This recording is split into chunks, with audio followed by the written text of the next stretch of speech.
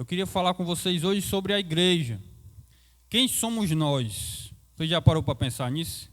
Se alguém lhe perguntasse o que é a igreja, ou quem é a igreja, ou fale-me sobre a igreja, o que nós poderíamos falar sobre isso? O que cada um de nós poderia responder a respeito disso? Uma boa coisa, uma boa forma de explicar o que é uma coisa é começar explicando pelo o que ela não é. E quando Jesus, nesse texto, ele está conversando com os discípulos saíram para pregar. Depois eles voltam, eles retornam, e muita gente perguntou para eles, ou questionou-los, ou foram questionados a respeito de quem era Jesus. E eles estavam falando para Jesus o que as pessoas diziam a respeito de Jesus.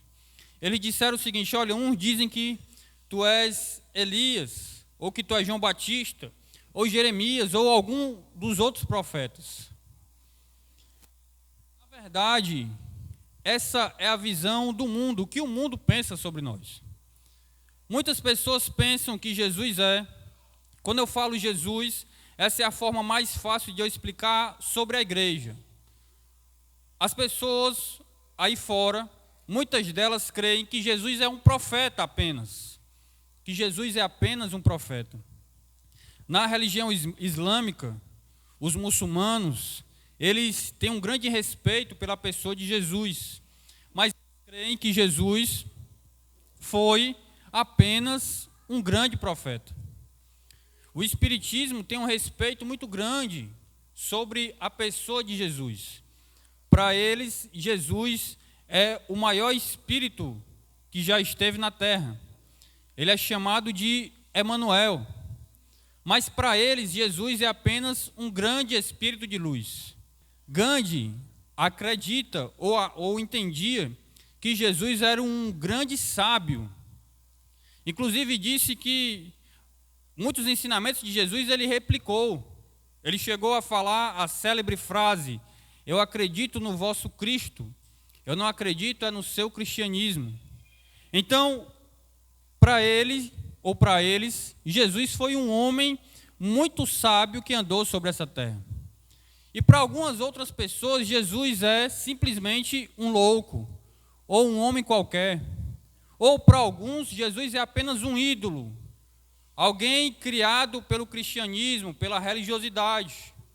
Para outros, Jesus sequer existiu. Então, cada uma dessas pessoas, ou em vários locais do mundo, se tem uma visão diferente a respeito de Jesus e a respeito da igreja. Para alguns, nós somos loucos. A Bíblia diz, na primeira carta aos Coríntios, que no capítulo 1, no versículo 18, que a palavra de Deus é loucura para os que estão de fora, mas para nós é o poder de Deus. Na carta aos Romanos, no capítulo 1 também, no versículo 16, diz que a palavra de Deus, o Evangelho, eu não me envergonho do Evangelho, porque também é poder de Deus. Então, para quem está de fora, aquilo que nós vivemos é loucura, mas para nós que estamos dentro, é poder de Deus. Então a igreja, irmãos, ela não é um clube, a igreja não é uma associação, a igreja não é um local onde se resolve os seus problemas. Esses dias, nós tivemos uns bons dias aqui na igreja essa semana. O diácono Walter tirou os dias da semana todinho para estar orando aqui na igreja. E alguns irmãos participaram junto com ele desta oração. E eu falei para algumas dessas pessoas, inclusive na quarta-feira, nós tivemos reconciliações aqui na igreja, pessoas aceitando Jesus. E eu falei para elas o seguinte: a igreja não é um local onde se resolve problemas. Vixe, rapaz, agora metade, pastor, eu vou pegar aqui minhas coisas e vou embora. A igreja não é um local onde se resolve problemas. Se você tem alguma dívida, tem locais onde você abate ali a sua dívida. Se você tem seja lá o problema que você tiver, existem locais aí fora para se resolver os seus problemas. A igreja não é um local que se resolve problema de pessoas. Nós não chegamos à igreja para termos os nossos problemas resolvidos. Eu falei para elas que a igreja é o local onde nós adoramos a Cristo e nos preparamos para ir morar no céu. Esse é o objetivo de nós buscarmos a Cristo, porque nós reconhecemos que Ele nos salvou. Pastor, mas e os meus problemas? Os nossos problemas, eles podem e deverão ser resolvidos com o nosso novo modo de viver. A Bíblia diz que aquele que está em Cristo, nova criatura é, as coisas velhas se passaram e tudo se fez novo. Então, quando eu ando em novidade de vida, muitos dos problemas que eu tinha, eles passam a ser resolvidos porque agora eu estou em Cristo. Mas a solução dos meus problemas é uma consequência da minha nova vida com Cristo. Se eu quiser os meus problemas resolvidos, às vezes você passa aí na cidade, principalmente no centro, aí você vê lá nos postes, pregado com aquelas colas bem grossa. Resolva o seu problema em até 3 dias. Não tem? Pronto, esse é o local de se resolver problemas. Mas para ir morar no céu, aí é buscar ao Senhor Jesus. A igreja é um local onde nós nos preparamos para ir morar no céu. Os nossos problemas, Deus resolve se Ele quiser e quando Ele quiser. E eles são solucionados pela nossa nova forma de viver, porque agora nós estamos em Cristo. E quando Jesus continua dialogando com os seus discípulos, Ele faz a seguinte pergunta: e para vocês? E vocês? O que vocês dizem que eu sou? O que vocês dizem a meu respeito? O que nós cristãos dizemos a respeito de Cristo para aqueles que estão de fora? Como eu falei, às vezes a gente faz uma falsa propaganda. Às vezes a gente convida alguém para a igreja dizendo: olha, não se preocupe que todos os seus problemas vão ser resolvidos. Às vezes a gente diz para as pessoas que Jesus vai dar o seu emprego, que Jesus vai dar isso ou vai dar aquilo. Eu quero dizer que Pedro, ele respondeu da seguinte forma. Ele disse: tu és o Cristo, o Filho do Deus vivo. E Jesus disse para ele: olha, não foi a carne nem o sangue que te revelou, mas meu Pai que está nos céus. Quando Pedro disse que Jesus é o Cristo, o Filho do Deus vivo, é isso que nós temos que ter nos nossos corações, é isso que Cristo é para nós. Jesus é o Rei dos reis, o Senhor dos senhores, Ele é o Alfa, o Ômega, Ele é o Amém, Ele é a estrela da manhã, Ele é a raiz de Jessé, Ele é o Senhor dos senhores, Ele é aquele que veio nos salvar, Ele é o nosso Salvador, Ele é o único mediador entre Deus e os homens. Jesus é a porta, Jesus é o bom pastor. Todas essas coisas estão em Cristo Jesus. Quero dizer, irmãos, que quando Jesus disse a Pedro: Pedro, não foi a carne nem o sangue que te revelou, mas o meu Pai que está nos céus. Quero dizer que essa fé, esse encontro com Jesus, ele é algo que vem de Deus. A Bíblia diz que ninguém pode chegar ao Pai senão pelo Filho, e ninguém chega ao Filho se não for chamado pelo Pai. Há uma cooperação no céu em nosso favor. Deus nos leva ao Filho e o Filho nos leva ao Pai. E aí nós chegamos em uma parte importante, porque Jesus disse que tu és Pedro, e sobre esta pedra edificarei a minha igreja. Irmãos, sobre a pedra, a Bíblia revela, tanto no Antigo Testamento como no Novo Testamento, que Jesus é a rocha da nossa salvação. Que Jesus é a pedra angular rejeitada pelos edificadores. Os edificadores a rejeitaram, mas ela é a pedra angular, ou seja, se Jesus, a pedra angular, irmãos, é por onde se começa toda a obra. Tem alguns irmãos aqui que trabalham com isso, tem um local que começa a obra, é a parte inicial. Coloca-se algo ali e a partir dali sai toda a marcação da construção. Ou seja, sem aquela pedra angular, Não existe construção, a construção ela fica falha. Por isso que Jesus disse que aqueles que ouvem e praticam as minhas palavras, eu vos assemelharei àqueles que edificam a sua casa sobre a rocha, e vindo a enchente, com ímpeto, vindo os ventos, não a pode derrubar. Mas aqueles que escutam as minhas palavras e não as colocam em prática, são semelhantes àqueles que edificam a sua casa sobre areia.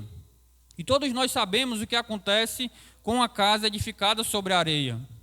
Ela não tem consistência.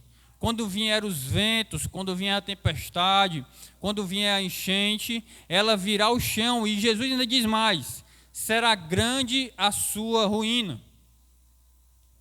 Jesus usa a palavra igreja.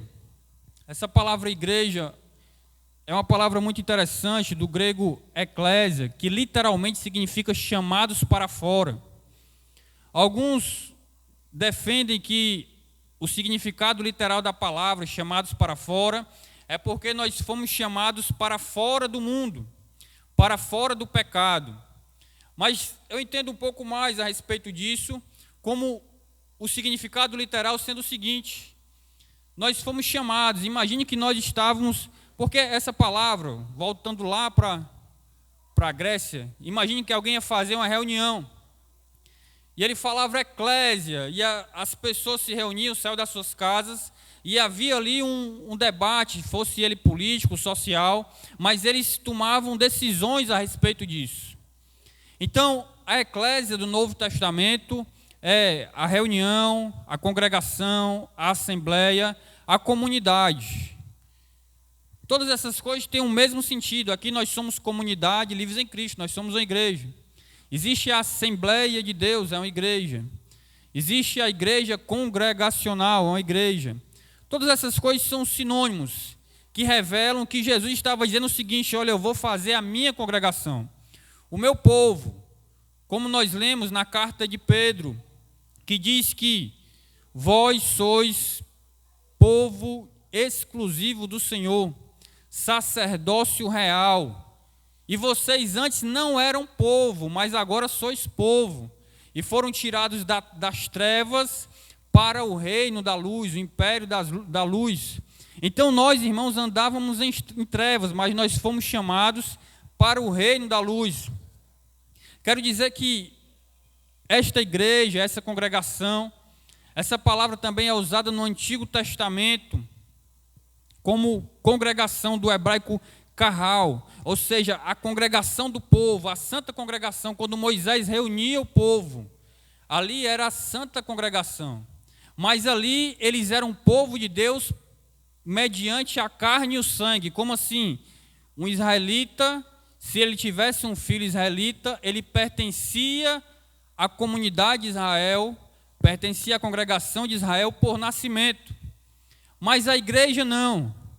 Alguém que é crente, que a esposa é crente, não necessariamente o filho vai ser crente, a não ser que ele escolha, porque nós fazemos parte do povo de Deus, não pela carne nem pelo sangue, não é pelo nascimento, mas é pela escolha. Então, em algum momento das nossas vidas, nós escolhemos fazer parte da igreja. A igreja, irmãos, é algo tão espiritual que ninguém pode fazer parte da igreja de forma forçosa. Se nós amarrarmos alguém, se nós trouxermos alguém à força para este lugar, não necessariamente ele vai fazer parte da igreja, porque a igreja de Deus, o povo de Deus, você não entra por uma localização geográfica. Nós não fazemos parte da igreja porque nós estamos aqui esta noite. Não é nós estarmos aqui reunidos que nos faz pertencer à igreja de Cristo. Na verdade, o que nos faz pertencer à igreja é muito mais do que uma localização geográfica. É necessário algo no nosso coração. Inclusive, na carta aos Efésios, no capítulo 3, versículo 9, diz que a igreja, que esse mistério de Deus estava oculto em Deus. Ou seja, a igreja, ela nasce na fundação do mundo, lá na mente e no coração de Deus. Eu falo mente e coração apenas como exemplo, porque Deus, ele é imersível. Ele é tão gigantesco, tão maravilhoso, que nós não poderíamos encontrar uma mente e um coração. Mas como exemplo, a Bíblia, usando o texto de Efésios capítulo 3, versículo 9, estava oculto em Deus. Então ali nasce a igreja, ou seja, Deus ele tinha um propósito de nos reunir, de nos juntarmos, de nos congregarmos, para que nós estivéssemos nele, para que nós estivéssemos reunidos nele. Então, se o nosso coração não estiver em Cristo, eu posso estar aqui de corpo presente, mas se o meu coração e a minha mente não estiver nele, não tem importância nenhuma eu estar aqui ou estar em qualquer outro local do mundo. Então, irmãos, a igreja é algo muito mais importante do que nós virmos a igreja no domingo. Na verdade, é muito pouco vir à igreja ao domingo. Mas, pastor, eu venho na quarta. Eu quero continuar dizendo para você que ainda é muito pouco. Mas eu venho na quarta, na sexta e no domingo. Ainda é muito pouco. Por quê? Porque o simples fato de se congregar, irmãos, isso não me faz pertencente da igreja. É necessário eu ter uma mente e um coração voltado para Cristo. Se eu tiver uma mente e um coração voltado para Cristo, aí sim eu farei parte da igreja. Mas eu também não quero que isso que eu estou falando seja usado para se cometer uma heresia, como assim? Há muitas pessoas hoje que elas já não vêm mais para a igreja porque elas dizem que elas são a igreja. Eu quero dizer que ninguém pode dizer que é a igreja, porque a palavra igreja é uma palavra plural. Não existe eu sou a igreja, só existe nós somos a igreja. Não existe eu me congrego sozinho, ou a minha casa é a minha congregação, é a minha igreja. Não existe uma congregação apartada, porque a palavra igreja, irmãos, ela também tem alguns sinônimos dentro da Bíblia, algumas outras palavras são usadas em referência à igreja, e uma delas é corpo, e não existe uma parte do corpo separada. A minha mão só é corpo porque ela está grudada ao braço. O meu braço só é corpo porque ele está grudado ao tronco. Se eles se separarem, eles já não são mais corpo. Então não existe corpo separado. Não existe uma igreja que não tem relacionamento com outra igreja. Quando nós aceitamos fazer parte da família de Cristo, é uma família só, no mundo inteiro.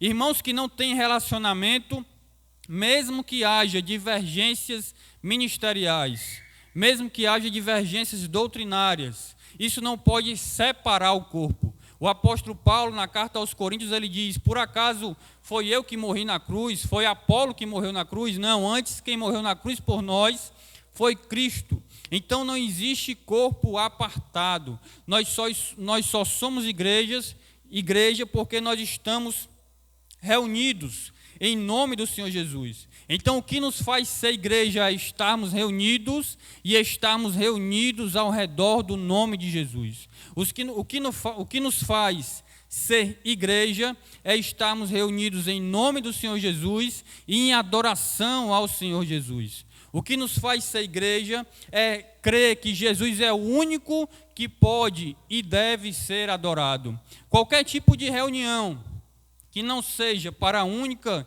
e exclusiva adoração de Jesus, não é igreja. Mesmo que tenha o nome de igreja, mas não pode ser considerada igreja. Nós nos reunimos em torno do nome dele, pelo nome dele e para o nome dele. Então nós fazemos parte da congregação de Cristo, única e exclusivamente por causa dele. E ele entregou, irmãos, à igreja uma autoridade tremenda. Se você parar para pensar, a chave do reino de Deus foi entregue à igreja. Ou seja, nós recebemos também a autoridade do Senhor. Em alguns momentos a Bíblia diz que Deus deu-lhes autoridade para expulsar demônios, para curar enfermos e toda espécie de mal. E também à igreja foi dado essa chave. Ou seja, a igreja liga e desliga. Só possível fazer parte do reino de Deus se for ligado pela igreja. Como assim? É necessário que eu faça parte do corpo, que eu esteja ligado ao corpo. Eu não posso estar desassociado da igreja e achar que eu estou ligado, porque a igreja liga e a igreja desliga. Ou seja, para estar em Cristo, eu tenho que fazer parte da família de Cristo. Eu tenho que fazer parte do povo de Deus. Eu tenho que estar em comunhão com esse corpo. Eu não posso estar apartado desse corpo. Então, irmãos, nós vivemos tempos difíceis, em que muitas pessoas têm se apartado do corpo de Cristo. E algumas pessoas ainda continuam entendendo ou achando que fazem parte da igreja, mesmo estando desligadas. Se desligaram do corpo, mas ainda se consideram fazendo parte do corpo de Cristo. Não permita que isso alcance o seu coração. Entenda que não tem como eu me desligar da igreja e continuar ligado a Cristo, porque a igreja é o corpo de Cristo. A igreja é a família de Cristo, é a embaixada de Cristo. Se você, por exemplo, sendo cidadão brasileiro, e você viajar para outro país, e você não for comunicar, se você não comunicar isso à embaixada do país que você for, é como se você não estivesse naquele local, porque é a embaixada que autoriza, que torna oficial a sua estadia em qualquer outro local do mundo. Então, quando você não faz parte, quando você não está ligado à embaixada de Deus nessa terra, quando você está desligado da embaixada, é como se você não existisse para o seu país de origem. Você está de uma forma ilegal, há uma ilegalidade nisso. Então, irmãos, que nós possamos colocar e entender e colocar em prática o objetivo de Deus para a igreja nessa terra. Saiba que você é um representante da igreja, você é um representante do povo de Deus, você faz parte desse povo. E essa igreja, irmãos, ela é formada da seguinte forma: o Senhor Jesus, ele nos chamou e ele saiu chamando. E aqueles que ele chamou, chamou a outros. A Bíblia usa alguns exemplos que, se nós olharmos de uma forma mais delicada para ela, nós vamos entender que ali Jesus está revelando a igreja. Quando Jesus conta a parábola da vinha, em que ele chama os trabalhadores, ali revela também para que nós fomos chamados. Nós que fazemos parte da igreja, nós fomos chamados para trabalhar na vinha do Senhor. Nós fomos chamados para sermos trabalhadores. E nós devemos trabalhar nessa obra. Nós devemos fazer parte dessa obra. Nós também fomos chamados. Jesus conta uma outra parábola a respeito das bodas, ou seja, a respeito do casamento. Ou seja, nós também fomos chamados para nos alegrarmos em Cristo, para fazermos parte dessa festa. E nas bodas, a Bíblia diz que aqueles que foram chamados deveriam estar com vestes adequadas. A igreja, irmãos, é formada de pessoas imperfeitas que cometem imperfeições. Mas essas nossas imperfeições não podem servir de desculpa para que nós continuemos a errar. Na carta aos Romanos, capítulo 6, diz que por termos sido chamados pela graça, porque fomos chamados pela graça, continuaremos nós a pecar? E a resposta é, claro que não. Ou seja, não é porque nós fomos chamados de forma imperfeita para fazer parte desta igreja que eu devo usar a minha imperfeição como desculpa dos meus erros. Muitas vezes nós usamos isso como desculpa para cada um dos erros que nós cometemos. Quando nós erramos, nós dizemos o seguinte: eu errei, mas quem é que não erra? Não é verdade? Eu errei, mas quer bem dizer que tu também não erra. A Bíblia diz, irmãos, que que o erro, a nossa falha, o pecado, ele não deve acontecer. Mas na primeira carta de João diz o seguinte: filhinhos, eu falo isso para que não pequeis, mas se por um acaso pecardes, tendes um advogado fiel e justo, o nosso Consolador, a saber, o Senhor Jesus Cristo. Então, nós não podemos usar as nossas imperfeições como desculpa para errarmos e para continuarmos errando. Embora, irmãos, a igreja seja feita de imperfeições, nós fomos chamados para sermos verdadeiramente transformados, para lutarmos contra os nossos pecados, para lutarmos contra os nossos erros. E nesse grupo, nessa família, imagine, irmãos, se nós que aqui estamos eu não sei exatamente o número de adultos que estamos hoje aqui, mas imagine se todos nós morássemos na mesma casa, ou bastava o mesmo quarteirão. Quantos problemas haveria entre nós? Quantos questionamentos, quantas discussões ou talvez divisões haveria entre nós? Porque ainda algumas pessoas fazendo parte da igreja não compreendem o amor de Deus através da igreja. Lembre-se do filho mais velho, da parábola do filho pródigo. Como ele se entristeceu com a festa que o seu pai deu pelo filho mais novo. Lembre-se da parábola da vinha dos trabalhadores, como aqueles que trabalharam mais se chatearam porque o dono da vinha pagou o mesmo tanto para os que trabalharam menos. Muitas vezes dentro da igreja, irmão, nós somos incompreensíveis com os outros irmãos. Nós estamos sempre dispostos a dizer que o outro está errado e muitas vezes nós estamos sempre dispostos a nos chatear com Deus, porque Deus ama o outro tanto quanto me ama. Às vezes nós não conseguimos entender que o amor de Deus ele é tão grande, que Ele pode dividir o seu amor com todos nós e não vai faltar amor para ninguém. Não se preocupe, Deus não vai te amar menos porque Ele tem amado outra pessoa. O amor de Deus ele é infinito, na verdade Deus é o próprio amor. Então, quando nós estamos reunidos em igreja, nos falta compreensão do significado de igreja e nós não conseguimos entender porque Deus traz algumas pessoas para dentro através do seu infinito amor. E nós estamos sempre querendo algo mais do outro. Nós estamos sempre exigindo um pouco mais do outro. E sempre dispostos a não darmos um pouco mais de nós mesmos. A Bíblia diz que nós devemos levar a carga um dos outros. Então, eu quero dizer que nós, a igreja, somos esse povo escolhido, chamado desde a fundação do mundo, para trabalhar na obra do Senhor e para se alegrar em Cristo. Quero dizer que a igreja, irmãos, ela deve marchar nessa terra. Quero dizer que a igreja é algo que Deus deu autoridade nessa terra. Quero dizer que a igreja recebeu autoridade para que nem mesmo as portas do inferno possam prevalecer contra ela. Ou seja, não é você que é para ter medo do diabo. Na verdade, é o diabo que é para ter medo de você. Na verdade, irmãos, nós resistimos ao diabo para que ele fuja de nós. Mas essa força não vem de nós, essa força vem do Senhor. Nós estamos revestidos, quando eu era mais novo, irmãos, eu sou o irmão mais velho. E no colégio, uma época que nós estudávamos juntos, as pessoas não mexiam com meus irmãos porque sabia que era o meu irmão. Então, sabe por que o inferno não pode mexer com você? Porque ele sabe quem é o seu irmão mais velho. Ele sabe quem é aquele que cuida de você.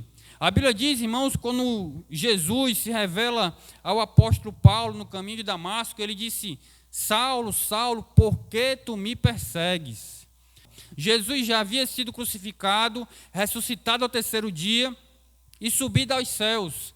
Saulo perseguia a igreja, mas perseguir a igreja significa perseguir o próprio Cristo. Significa perseguir o próprio Deus. E você é a menina dos olhos de Deus. Inclusive a senhora, dona Ivonete, a senhora é a menina dos olhos de Deus. Então, irmãos, que nós possamos tentar mergulhar e entender o que é a igreja. A igreja é um local que Deus tem trazido e colocado para dentro. E que nós possamos ter o amor de Deus e revelar o amor de Deus com aqueles que Deus tem trazido. E que nós possamos ser esses trabalhadores, porque a seara é grande e os ceifeiros são poucos. Ou seja, a obra de Deus é muito grande e a obra de Deus é salvar vidas. Na carta de Timóteo diz que o Senhor quer que todos se salvem. Então nós devemos trabalhar nisso. E a igreja, ela é importante porque cada um tem a sua missão. Cada um de vocês aqui presentes pode contribuir com alguma coisa na igreja, pode fazer a diferença em alguma coisa. E lembre-se, quando eu falo igreja, por isso que eu disse que só vir para os cultos não te faz membro da igreja, porque ser a igreja é ser 24 horas igreja, é ser os 7 dias da semana, os 30 ou 31 dias do mês, ou os 365 dias e 4 vezes a cada ano, 366 dias, nós devemos ser igreja. Você aceita Jesus e já passa a pertencer à igreja e só deixa de ser quando estiver na eternidade. Então, irmãos, nós temos que ter a visão de que nós juntos somos a igreja todo dia, toda hora e todo momento. E a missão da igreja nessa terra é levantar a bandeira do Evangelho e apresentar o Evangelho a toda criatura. E a igreja traz as pessoas até aqui, e nós, irmãos, nos envolvemos na igreja. Por isso que o batismo é tão importante. Você que ainda não é batizado, veja o que é que está faltando para você se batizar. Porque o batismo é o símbolo de que você faz parte desse corpo, que você faz parte desta igreja, desta comunidade. E quando eu falo esta comunidade, eu estou falando da nossa comunidade local, mas também ligada a todos os cristãos espalhados pelo mundo. E assim, fazendo parte dessa comunidade, anunciando para o mundo através do batismo, você faz parte da ceia. E a ceia, que também é uma outra ordenança para a igreja, é a lembrança, é trazer a memória, é o símbolo daquilo que Jesus fez por nós lá na cruz do Calvário. Então nós trazemos a memória, olha, eu vi um glória a Deus lá no portão lá de casa. Então, nós trazemos à memória aquilo que Jesus fez por nós, ou seja, que ele foi à cruz do Calvário para derramar o seu sangue em nosso favor, para que nós, que andávamos como ovelhas desgarradas, cada um no seu próprio caminho. Não é verdade? Cada um de nós, cada um de vocês andava no seu próprio caminho, fazendo aquilo que dava na telha, fazendo aquilo que você sentia vontade de fazer, ou seja, desgarrados da vontade de Deus. Mas em algum momento nós fomos alcançados pelo bom pastor e agora nós fazemos parte das ovelhas do Senhor. E essas ovelhas do Senhor, elas são guiadas para aleluia, eu até esqueci o nome agora. Escutei a voz de João Arthur, o glória a Deus de João Arthur. Então, irmãos, nós somos agora um rebanho de Cristo, a família de Cristo. E Ele é o bom pastor e Jesus tem um pasto verdejante para nós. Então, essa noite, quero convidar você a adorar o Senhor mais uma vez. Nós vamos ceiar agora. Quero convidar você a ficar de pé, quero fazer uma oração com você. Quero convidar você, irmãos, a um avivamento interno. Como assim?